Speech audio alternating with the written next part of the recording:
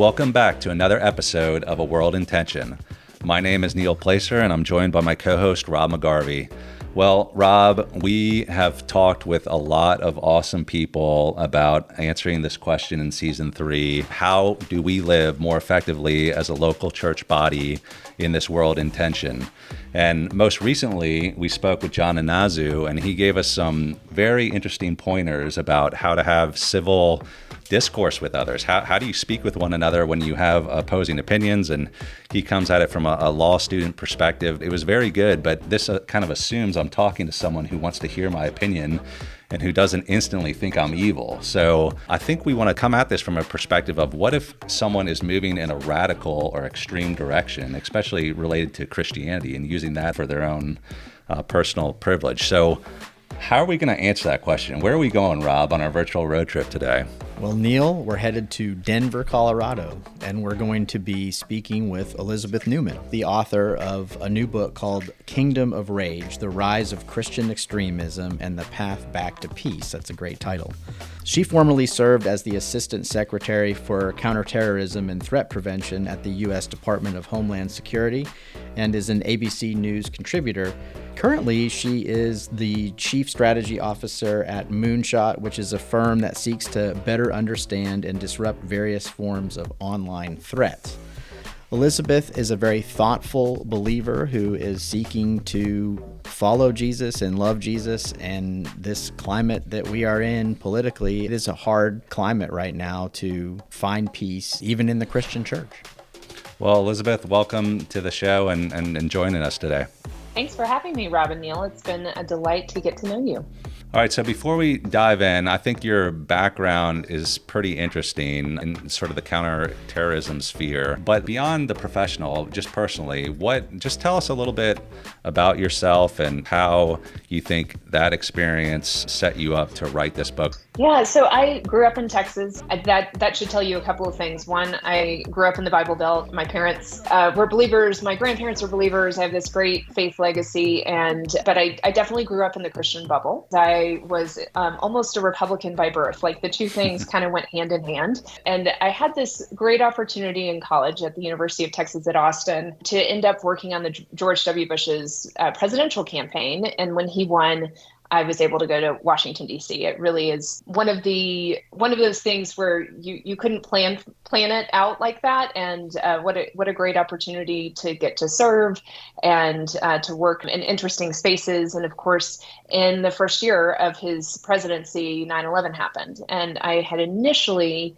been working on the president's faith-based initiative. You might remember Compassionate Conservative Agenda, for those of you old enough, remembering back to the 2000 campaign. 9/11 happened. It changed both the domestic agenda, and it just really left an impact on me. I, like many in my generation, was just so pressed upon that I wanted to do whatever I could to make sure that America would never have such a dark day again. And so when an opportunity opened, I was able to go work in the Homeland Security Council. Now it's part of the National Security Council at the White House, and learn from a lot of interesting people and kind of developed a skill set in Homeland Security and never left. Been doing it for over 20 years now, and have done a variety of different roles, both in government and outside of government. And my most recent tenure, which Rob mentioned, was at the Department of Homeland Security during the Trump administration, and served as the Assistant Secretary for Counterterrorism. Welcome to A World in Tension podcast, a place where we examine the opposing pulls and struggles of life to uncover clarity, purpose, and practical solutions. Come join us as we seek to get comfortable facing the uncomfortable. This is A World in Tension. Okay, so Elizabeth, you have a very interesting background related to studying counterterrorism. There was a big shift from, 9/11, which was in 2001, for those who maybe weren't around then. I remember it. I remember the numbness of that moment. And then the occupation of the Capitol in 2021, January 6th. Given those bookends of historical reference, why did you want to zoom in on extremism and more poignantly on Christian extremism? Some of this is just deeply personal for me. Like being in Washington, D.C. on 9/11, I have this memory of attempting to drive out of the city. It took like 6 hours to go about 4 miles, and it was very tense. Communications weren't great, so we didn't actually know what was going on. And we could see the Pentagon burning, and couldn't get in touch with my roommate who worked at the White House. We kept looking to the sky. Are there more planes coming? And I remember seeing the Capitol and kind of being relieved that it was still there, because if anybody's been to Washington, D.C., when you're flying in, like the two things that you can see very easily are the Washington Monument and the U.S. Capitol. You just kind of assume they're going to go for the Capitol, right? And it was still there. And eventually we got word that all the planes had been landed, and Flight 93 had, thanks to their heroism, the passengers fought back and crashed into a field in Shanksville, Pennsylvania. And there is no doubt that over the next 20 years in the counterterrorism fight, we made good decisions, we made bad decisions, but for the most part, we kept the country safe from another 9/11. I mean, that was definitely, I think, everybody's motivation, especially at the very beginning. It was really hard then to watch on January 6th, 2021, to see the same symbol that you were most worried about actually being attacked. I mean, I'd spent 20 years protecting the Capitol and other symbols like that from attack by terrorists. And it turns out it wasn't ISIS or Al Qaeda that was able to successfully attack the Capitol. It was our own people. And I say my community in the book, and I mean that very literally. Of the 1,400 people that have been arrested for various criminal acts on January 6th, 35 came from the county I grew up in or the county that I went to school in. And that is disproportionately representative by 300%. But it's not just geographic representation. It's also, my community from a faith perspective. We had people there walking around with Bibles. There were prayers on blowhorns. There was a prayer in the Senate galley that take out of the context and the fact that they were praising God for, violence and ransacking the Capitol.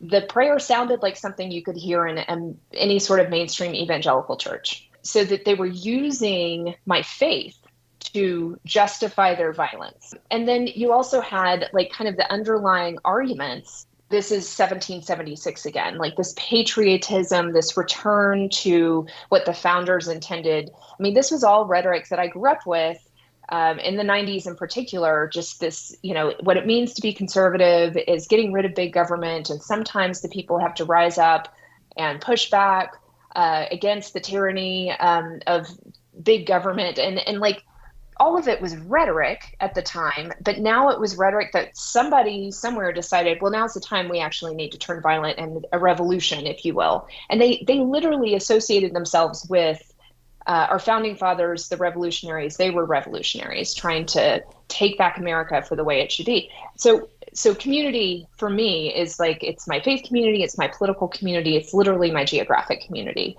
How did this happen? It wasn't like it was just that moment. We had been grappling with rises in mass violence and domestic terrorism during my tenure at the Department of Homeland Security. It became very clear we had a greater threat coming from domestic actors than ISIS and Al Qaeda. Now, that's thanks to some brave men and women who have kept us safe, militarily, intelligence, law enforcement, for 20 years, pushing back against ISIS and Al Qaeda. But actually, if you look at the data, we've had more attacks, plots, and deaths at the hands of Americans, motivated by what we call domestic violent extremist ideologies, primarily white supremacism and anti-government extremism. More deaths, plots, and attacks come from that category than from all of the other categories, from ISIS and Al Qaeda, from anything on the far left, Antifa, whatever you want, environmentalist, extremist, whatever other categories you can come up with. It pales in comparison. And this goes back to 1994, with one exception, and that is 9/11 itself. If you take that as an outlier and you remove it, way more deaths coming from our own people. And so there was this kind of culmination of, I'm starting to realize that the counterterrorism community is realizing we have a homegrown problem. And then January 6th happens.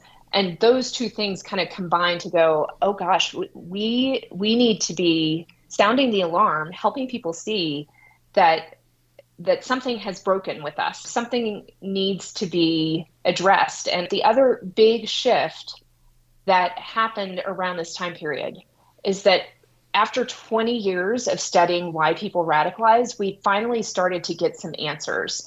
And you guys probably remember post 9/11. We were told it's because they come from poor countries. It's because they don't have enough education. It's because they're just mad at us, right? Like we came up with all these simplistic answers for why people radicalize. One of the big ones, which is still very prominent, is it's their religion. It's the Muslim faith that causes people to radicalize. None of that turned out to be true. What we now know allows us to actually work upstream so that we don't have to just rely on law enforcement to fix this problem. We can actually start to address the underlying causes and start to build protective factors and start to intervene earlier in somebody's pathway to violence to prevent the violence in the first place. We have solutions, but people don't know that we have solutions. We have a problem and the problem's us, and most people don't know we have a problem. And those two things really compelled me to want to be able to share this message with our community so that we can bring healing to ourselves. I think an important part also early on in this conversation is defining what you mean by extremism. And I think there's probably some people that when you instantly couple Christian extremism together, they're like, no, that's not a real term because Christianity doesn't adhere to those definitions of violence. Because I'm sure you've encountered some of that, right? From people about, wait, Sure. what are you talking about? And why are you zooming in on here? Why are you zooming in on the left to focus on their extremism? So talk about that a little bit. So I'll answer that last question first. I'm not from the left. It's not my community. Now, I can sit here and tell you where I think they have problems. And when I have quiet conversations with people from the left, they're like, yeah, we do have those problems. So it's not that they're without blame or fault. It's just that's not my community. Also, the data says more attacks, more plots, more deaths, more people involved in organized extremist movements are coming from the right, not the left. So the problem's bigger, and it's also my community. That's why I'm focusing on it. But I also think our faith actually has solutions that are very consistent with what the social science tells us what we can do to build protective factors. So the other reason to address our community is because we believe that Jesus is the answer for these things. And not only can that bring healing within our community, that can bring healing to a broader community beyond the church. Back to your original question of what is Christian extremism, I really struggled with using this title. I will be honest, if I had my druthers, I probably wouldn't have put it in the title. But publishers like provocative, so that's how it kind of ended up there. But I really studied the problem and talked to a lot of people to try to think through whether that's the appropriate label. You can make legitimate arguments that we should use different labels, but what I was trying to capture is that we have the confluence of multiple extremist movements that all operate with Christianity in the background. Now, I would argue that they're abusing Christianity, that they're not representing authentic Christianity, but nevertheless, they co-opt it. And so it has threads of Christianity throughout their ideology, their symbols, their some of the influencers that are prevalent. And when I say multiple movements, it's the white supremacist movement, it's the anti-government extremist movement that includes militias, that includes sovereign citizens. And it's also this more nebulous movement that has kind of popped up in the last 5 to 10 years that has strains of anti-government in it, but maybe not pure anti-government. Maybe they just, I want a smaller government. It certainly was emboldened by Donald Trump's style and his rhetoric. And this is where the definition of extremism really matters. So the definition I use is extremism is not, if you were to go look it up in the dictionary, it's a contextual term. And usually you'll hear people, especially this is very prominent in presidential politics right now, you'll hear one side be like, well, the Republicans have this extremist agenda on abortion. And you're like, okay, so you're using that term in a context of there's mainstream and you're saying their position is out of the mainstream. That's not the way I'm using the term extremism. Extremism in the counterterrorism community, it means something a little different. It has to do with when an in-group, could be anybody's in-group perceives a threat from the out-group And again, that can be defined in lots of different ways. And that threat is so dire that it poses threat to the success or survival of the in-group. Therefore, because I could pause there with just that definition, and that's just the state of play of our politics, right? The other side is going to ruin your life as you know it. You better go out and vote. So if your solution is to go out and vote, I would say that that argument is very unhealthy. It's not good for our politics, but it's not extremist. What makes it extremist is instead of saying, I'm going to go vote, I'm going to go raise money, I'm going to go tell my friends to vote, I am instead going to move towards what we call hostile action. That's extremism. When hostile action becomes the only choice because you're so threatened by that outgroup, that's extremism. Now, hostile action is a spectrum. The government can only address the violent piece. So you hear the government talk about violent extremism, but that's because there's a nonviolent extremism and that there's a lower end to that hostile action spectrum. That lower end is bullying, harassment, intimidation, threats. Sometimes those actions can be criminal, but it's really hard to prosecute. And sometimes those actions can be addressed in civil court. So you can have, a lawsuit that might be able to push back against somebody who's committing that hostile action piece. Mostly what the government deals with is when you're moving into the upper end of the spectrum. So that could be vandalism, it could be hate crimes. Then you move into terrorism and genocide being the far extreme of the hostile action spectrum. So here's the problem. In the last 10 years, we have created a massive number of people that operate on the lower end of the spectrum, or at least cognitively believe it's okay. In fact, we have surveys that have been done in the last few years. And this, by the way, is neutral as to Republican, Independent, Democrat, right or left. So we have 32% of adults in this country who cognitively open to maybe sometimes terrorism is okay. That's like 84 million people. We have 800,000 law enforcement officers in this country. They cannot deal with 84 million potentially violent people.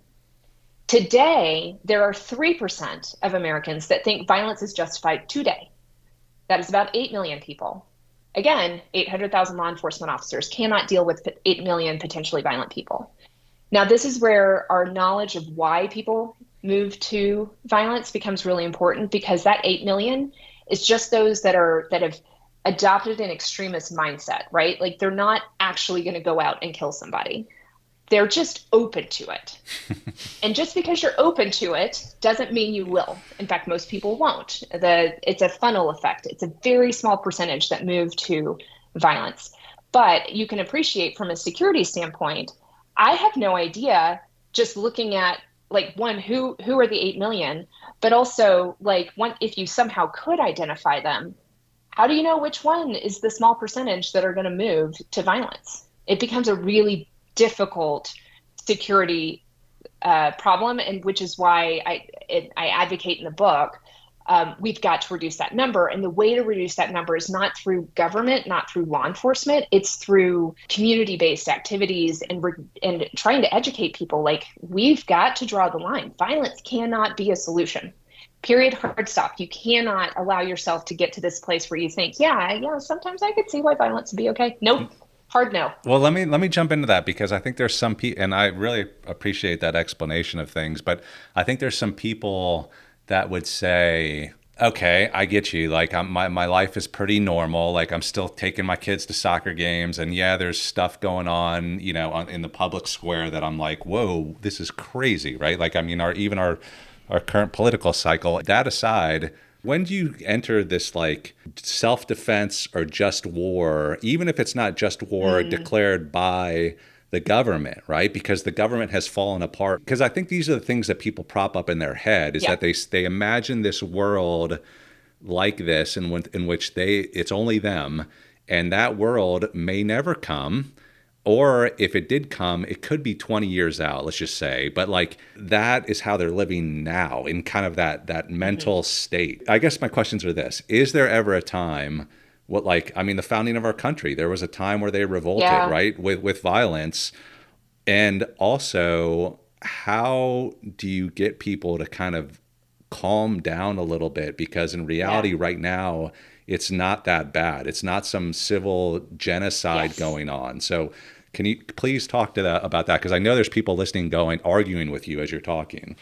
Yeah, no, that's fair. That's completely fair. And I love the way that you frame that. We need to be more aware of who we're allowing to influence us. Like, you can't have a conversation with a person, listen to the news or the podcast without that influencing, molding, and shaping us. So if voices that you are ingesting are telling you that the sky is falling, then of course you're going to be like hyper vigilant and scared and anxious. And I would strongly encourage you to evaluate whether that media diet is helping you or hurting you, from a spiritual perspective. I mean, I think I think scripture's pretty clear that we are told not to worry about tomorrow. We are told not to be anxious in anything, but to carry our worries to the Lord and lay them at his feet. And that's really hard. I'm not suggesting that's a simple solution. It actually takes a lot of discipline to work through those worries and fears. And I want to be really clear.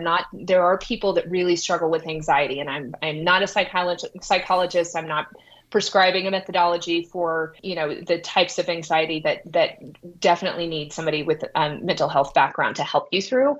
But I am talking about the significant numbers of us that spend our days being formed by people who are in the business of entertaining, not in the business of informing. And the way that they entertain, like that, we have data now that tells us that the ways that social media or ads that you encounter online, the way that they get clicks, the most powerful emotion is anger. So to the extent that we're allowing ourselves to traffic in that anger and that outrage, of course, the outcome of that is going to be, I'm angry and I'm scared. So if you find yourself perpetually angry and scared, that I would argue is a spiritual challenge, and need to work with the Lord to kind of figure out, like, what do I need to change so that I'm not perpetually scared and outraged. When we get to catastrophizing, which is what many of these infotainment hosts do, it's like a gateway drug to extremism, because our brains are become programmed to constantly think of the worst outcome. Again, this is not how scripture tells us to deal with an uncertain world. And again, going back, you have to think about when Jesus was walking the earth and when the apostles were writing the New Testament. It's not like they lived in, a place with 10, a Bill of Rights, a freedom of religion. They had no rights to, I suppose if you're a Roman citizen, you had certain rights, but the rest of them certainly did not. We enjoy so much more freedom than most Christians that live on the globe today, and certainly historic Christians. So put it into context. I encourage in the book, read history or read current stories about Christians and challenges that they're facing in persecution. I think if we got outside of ourselves and started praying more for our brothers overseas who are facing pretty significant persecution, it puts context into the struggles that we're having domestically in the United States. I'm not saying that we have a rosy picture here. There is a lot to be concerned about, especially when you think about the legacy we're leaving for our children. But we should approach that from a place of confidence. We already know how the story ends. Jesus wins. Our role in this is, Lord, what is it that you want me to contribute to today? To bring, to flourish, help the gospel flourish, to help bring flourishing to the community that you've placed me in. That's our mission. He's very clear about that. So let's say politics is not changing lives. And I believe strongly that Jesus changes lives, and that I'm not going to convince anybody to be obedient to the word of God who hasn't essentially been called to him to do that. And so I say, okay, it's Christ's responsibility, the Holy Spirit's responsibility to change hearts and minds. Mm-hmm. Thus, I really can just sort of stay out of politics. I could pretend it doesn't exist, and I can stop fighting to try to get my worldview that's based on my faith into the minds of unbelievers. I've argued this with folks that I feel like are going down a very political track, and they point me to things like the cycle of nations and apathy and how it leads to bondage and such. Is there a place for politics in the Christian's life, or should we just put our attention on, as you said, getting into the world and talking with people about things that matter, the gospel? When somebody tells you open up your checkbook, wherever your money's going, that's where, your heart really is, or your idol is. I kind of think of that in the way that we spend our time, and not just physically doing certain activities. It's like, where do we spend our mental time and energy? To the extent that it is predominantly focused on national politics, I think that's unhealthy, not just from a spiritual perspective, but also from a constitutional perspective. It's not what the founding fathers thought they were setting up. They intended for the national government to be the least important in the day-to-day lives of the citizens. They wanted the most power to be held closest to the citizenry, which is why we have a federated system. States and localities are supposed to be the places where we should know the most about the people that serve us, the people that we elect to represent us or to run the executive functions of the government. But I am willing to bet that most people don't know who the mayor is, don't know who their city council rep is, doesn't know who their state rep is, probably knows their governor. Some do. And so there's a bit of, self-reflection for us, like, how engaged am I locally in politics versus what I'm doing nationally? And if it's not more local and less national, you're probably out of order. Now, there are some people who have, I think, callings, professions that make them more engaged in the national picture. There's not a one-size-fits-all solution here. But for the average person who lives in the country somewhere outside of Washington, D.C., you probably need to care a whole lot more about who is running your city or your county than you do who's running Washington. And here's why. I come from the Homeland Security field. Guess what happens when the hurricane hits, or the tornado, or the forest fire? It is not Washington, D.C. that responds. It is your local neighbors that respond. And what we have found in disaster response is that when things go really bad, it's because something at a local level didn't happen the way it was supposed to. Corrupt politicians that siphon off money and don't pay to rebuild the levees the way it had been funded to be rebuilt. I mean, that's what happened in New Orleans. We lost a lot of people because of corrupt politicians not using money that had been allocated for rebuilding levees. You want, on your bad day, which we will all encounter at some point, you want your government to function well, and you want it to function responsibly. You want there to be competent people whose heart is in it, not because of power, but because they genuinely want to serve their community. If you have that desire to be involved politically, go there, go focus on that. And I think that also then helps us actually have conversation with other people, as opposed to what we do at the national level is we just spout our talking points out at the other side, maybe even not just on social media, because we don't actually have in real life conversations with people that are different than us much anymore. And so you end up with not ever having dialogue on tough conversations and tough topics. So if you want, culture war is a real thing, there are things that we should be grappling with. The world is changing so fast. I don't think we understand.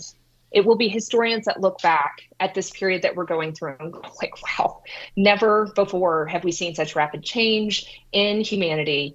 And we didn't deal with it well because human beings don't like uncertainty. In fact, uncertainty is one of the core drivers behind extremism. It's one of the core drivers behind authoritarianism. Human beings want to know what the plan is. They don't like uncertainty. And we don't do well when we're faced with it. And we are a generation that is living in the gray zone.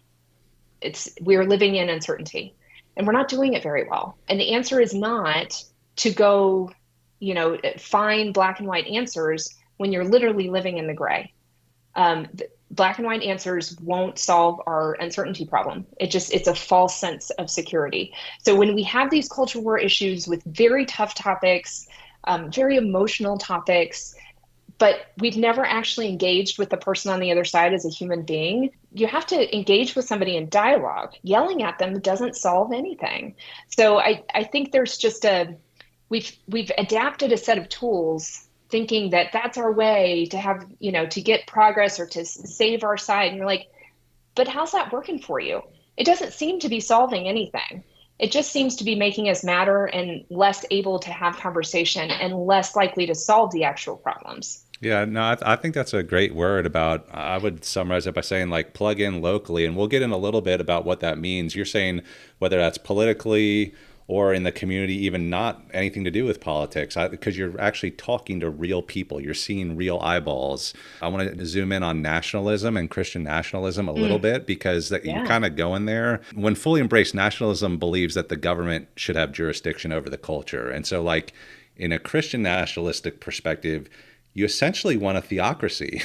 We are not set up that way. We were set up as a democratic republic, right? Like, so that's not getting America back to how it was. So like, how does this go? How does Christian nationalism go against like our founding principles of America, but maybe even more importantly, the core tenets of the Christian belief system? Because I think it goes against both. But please, what are your thoughts on that? Nationalism is problematic when, in my mind, when it becomes extremist, in that you form your in-group as like, this is the group of people that get to be the nation. And for a Christian nationalist, that might imply, well, in order to be a part of America, you need to be a Christian. Now, I will tell you, there are Christian nationalists that will say, you don't actually have to believe Jesus is your personal savior. You just have to like adopt Christian culture. So it's not like I'm forcing salvation on you. It's something slightly different. It's more about the culture of, and I would argue not Christian culture. It's more like American Christian culture, and really more white American Christian culture. If you've ever spent time in a Black church, it's a very different culture. Or if you've spent time with Catholics, their culture is very different. So it's like white Protestant, maybe just evangelical Christian culture. That's what we're trying to save, right? And so you define your in-group. And then once you've defined your in-group, you the way that radicalization works in your ideological process works is you kind of define yourselves, and then you define the people that are your problem set. Subset it down, you have your in-group who has started to build an ideology about the danger of the out-group, and therefore hostile action is necessary.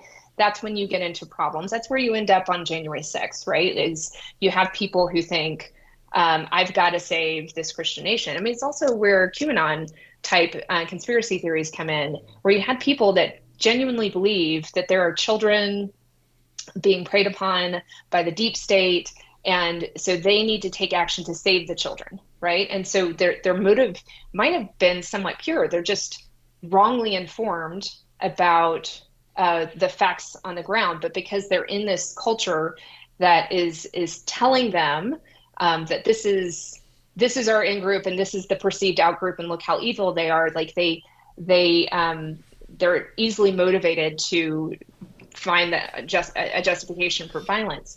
So the nationalism concern I have is primarily when it moves into violent extremism. As a security professional, as a Christian, my concern is it's not biblical. And as a conservative, my concern is it's not how our country was set up.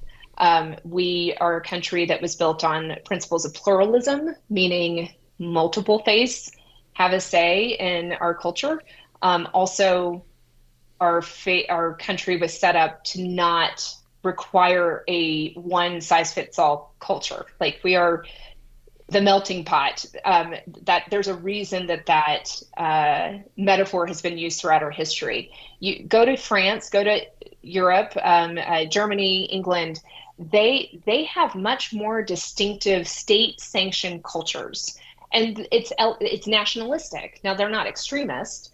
The Church of England is a sanctioned, religion of the United Kingdom, but they don't force people to go to the Church of England. You can go to any church or other faith can practice. But if they were to get to a point to say, like, in order to vote, you have to attend the Church of England, or in order to receive a government benefit, you have to attend the Church of England. Yeah, at that point, you're extracting hostile action on a segment of your outgroup. And so that would be moving on a pathway towards more extremist tendencies. So the concern I have about some of the Christian nationalism we hear these days is that I think it's a rather small group, but there are some leaders in the Christian nationalist movement that are advocating for state-sanctioned culture embraced by the government. And there's kind of an implication that if you don't fit the in-group, then you will not receive certain benefits, or you won't be treated as equally. There are a few people that have made a theological argument for why violence is okay. That really concerns me. But most of the people operating in the Christian nationalism conversation don't advocate violence or condone violence. I think that they think that's bad, no violence. And then there's the spectrum of, on the lower end, it's like, well, the country is founded by a bunch of Christians.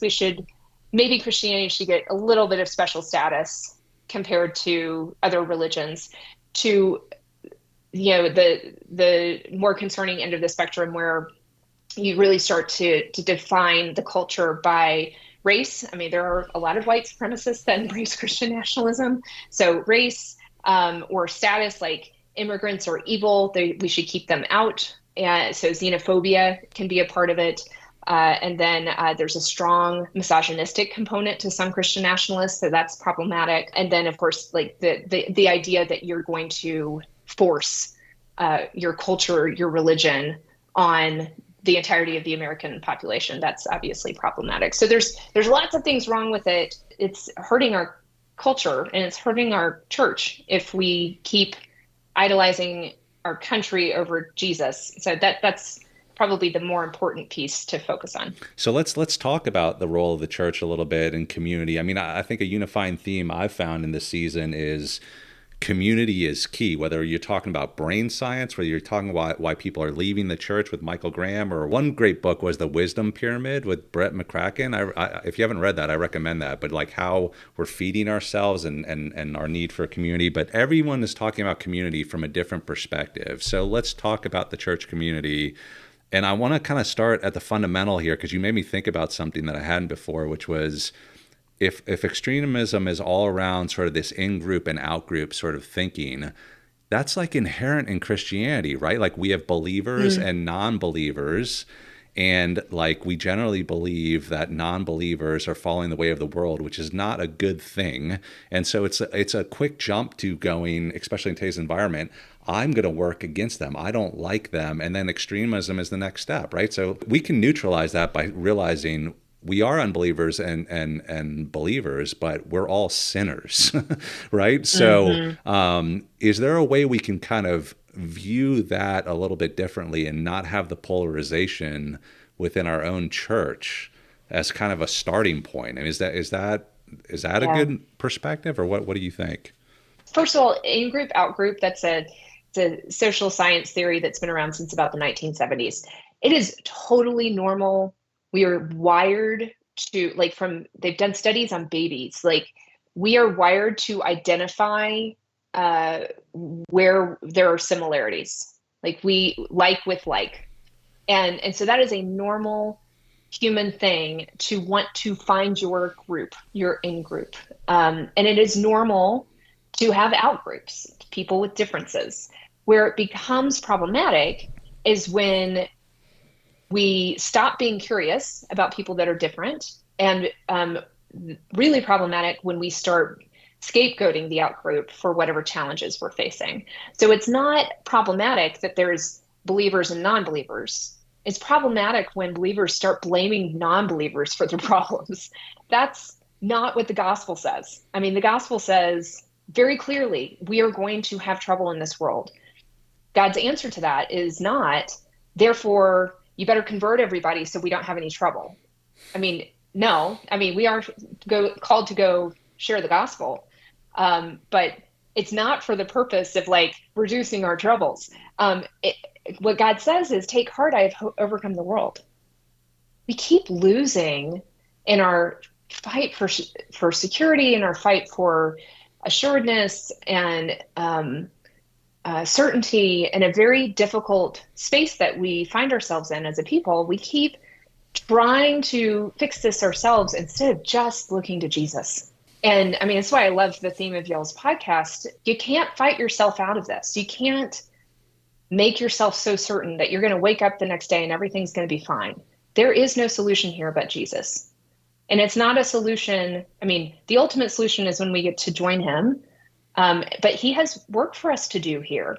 And so he hasn't taken us home yet. So while we're here, we find our assuredness, our security, our belonging, our hope in Jesus, not in politics or culture wars or blaming non-believers. Jesus modeled for us how to approach the non-believers. And it actually is with so much more gentleness than he approached those that were a part of his faith in-group, the Jews, right? The Pharisees, the Sadducees. He had much harsher words for them than he did for the Samaritans or the people that were the sinners, the tax collectors, right? Like the model is the exact opposite of how the American church often operates, where, you know, the most favored are those that are inside the church walls, and the ones to be feared are outside the church walls. And Jesus actually turned that on its head. Like that, we should be following his model. We should be pursuing relationships with non-believers, not because we're trying to persuade them on an argument about a culture war topic or a political topic, but because he just cared for that person as a human being made in the image of God. What practically do you think you'd recommend for the local church to kind of get out of this, you know, toxicity to something more that Christ would want them to do? I think one of the untapped solutions that we were better at as a society 50 years ago, 100 years ago, is just being involved in your local community. And it doesn't have to be like through your church, though that's great too. It can literally be as simple as like whatever your passion is. If you like animals, go volunteer at the animal shelter. If you love education in schools, go volunteer to help kids learn how to read. If you want to create your own charity or nonprofit group, or just, I mean, even as simple as like join the hiking group, go hiking with a bunch of people that you know nothing about, and you're just going to be curious and learn about them, or go join the tennis league. You guys remember the Robert Putnam book, Bowling Alone? Like we have like stopped doing things together because we are so busy and we're always in cars and traffic and kids. And this actually brings up, I did a TED talk a couple of weeks ago, and it was to a secular audience. And I was trying to figure out like how to challenge them, how to encourage them, what they could do. And it dawned on me that we all need to be challenged to check our assumptions, that at least I grew up in a mindset that success was determined based on like what I did, what I accomplished.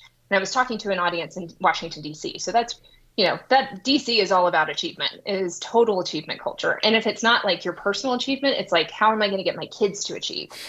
and I'm in the thick of that right now. I have a 10 and a 13-year-old and like constantly struggling with the tension of like, do we do this thing and have less family time or community time? But we got to help our kids advance. And I think we have to really wrestle with how does Jesus say we should define success? Because the reason we have no time is we're pursuing what the world tells us we should pursue, what is success, and to the detriment of we have no relationships, we have no belonging in our local community, we have no time to go volunteer at the places that really need our help.